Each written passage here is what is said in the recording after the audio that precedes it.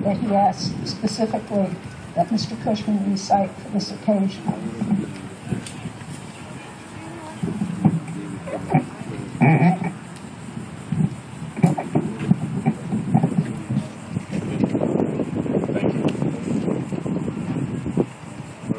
Ladies and gentlemen, I can't tell you how proud I am to be here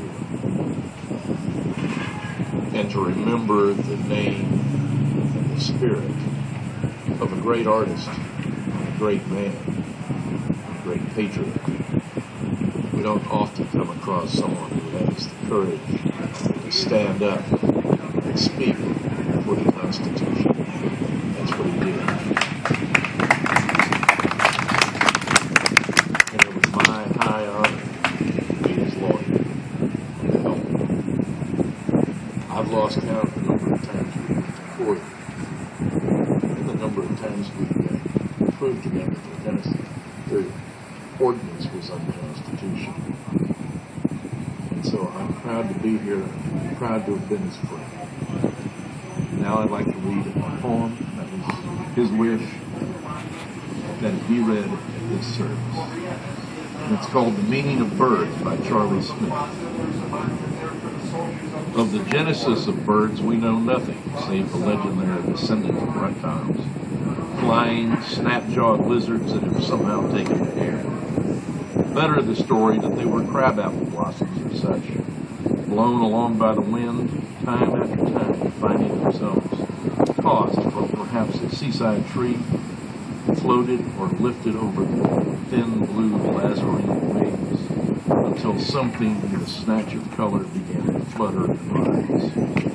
But what does it matter anyway, how they get up high in the trees, or over the rusty shoulders of some mountain? There they are, little figments, animated, soaring. And if occasionally a tern washes up greased and stiff, and sometimes a cardinal or a mockingbird slams against the windshield, and your soul goes, oh God, and shivers at the quick and unexpected end to beauty.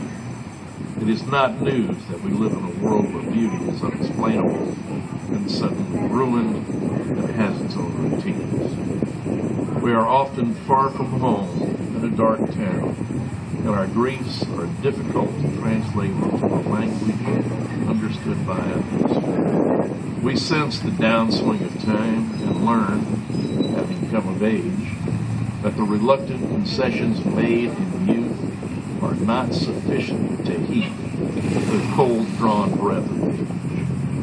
Perhaps temperance was not enough, foresight or even wisdom fallacious, not only in conception but in the thin acts themselves. So our lives are difficult and perhaps unpardonable, and the vague God of youth have, as the old men told us they would, failed.